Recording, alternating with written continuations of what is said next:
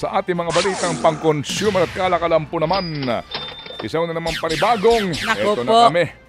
Alam nyo, Sakit sa ulo niyan, ha? yung katwiran dito. Ngayon sinasabi nila ngayon, narinig ko din, ano daw kasi tag-init. So mas kailangan daw ho ng fuel. Kapag taglamig, kailangan din ng fuel, di ba? Kasi taglamig daw, kinakailangan daw ng mga heater.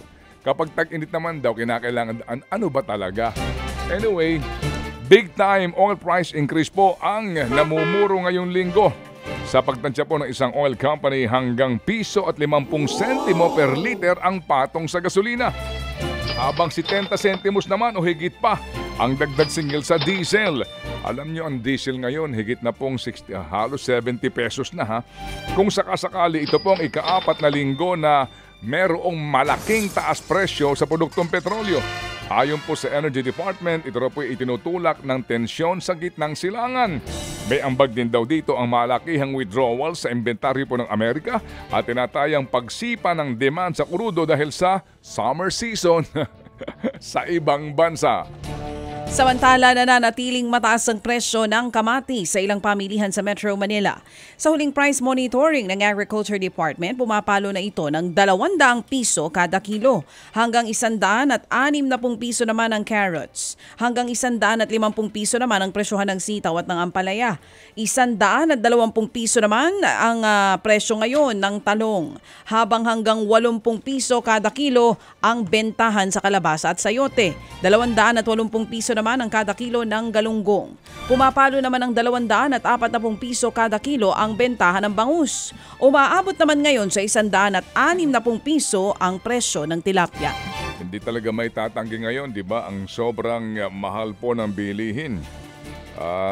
Yung mga kausap ko nitong araw ng Sabado na mga pangkarniwang mga manggagawa, talaga namang kamot ulo. Sobra ho ang taas ng presyo ng bilihin ngayon, kapansin-pansin. Samantala po, lumobo naman ang utang ng Pilipinas nitong buwan ng Mayo. Sa huling tala po ng Treasury Bureau, nasa 15.35 trillion pesos na ang outstanding debt ng bayan. Mas mataas yan ng 2% o ito'y nadagdagan na higit na 300 milyong piso sa buwan lamang ng Mayo. 68% ng balancing yan ay galing po sa domestic sources. Umakit daw ito dahil sa net issuance ng government securities. Umakit din daw po ang external debt ng bansa dahil po sa pagkuha ng loan ng Pilipinas sa labas ng bansa. Ito po'y pinalobo din ng kahinaan po ng piso kontra US dollar. Sumipa naman sa pinakamataas na level sa loob ng 2 taon ang non-performing loan ratio o yung mga utang na hindi nababayaran. Sa datos ng Bangko Sentral ng Pilipinas, naitala ito sa 3.57% nitong Mayo. Mas mataas yan kumpara sa 3.45% noong Abril at 3.46% noong nakaraang taon. Lagpas 495 billion pesos daw ang halaga ng non-performing loan o NPL. Kinukonsiderang NPL ang utang kapag hindi na ito nababayaran sa loob ng 75 araw. Posible po naman daw na tumaasa ang terminal fee sa NAIA sa mga susunod na buwan. Yan po sinasabi mismo ng Transportation Department. Ito raw po ay posibleng pumalo, iakyat sa 750 piso.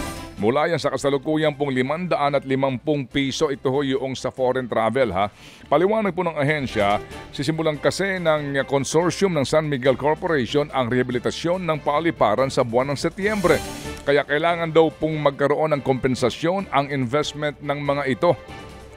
Pwede bang ayusin muna bago mag-komento po? Sana naman. Pero niliwanag po ni Bautista na kailangan pa daw po itong dumaan sa cabinet ng ang naturang isinusulong na taas singil sa terminal fee. Di ba pwede pakiayos muna bago po mag-komento? Di ba dapat gano'n naman talaga? O baka ho na naman ito yung kagaya ng mga iba dyan na may sinasabi yung isang anyway. Okay, sige. Ted Filon at DJ Chacha ngayon nasa Radyo 5 92.3 News FM Monday to Friday 6 to 10 a.m.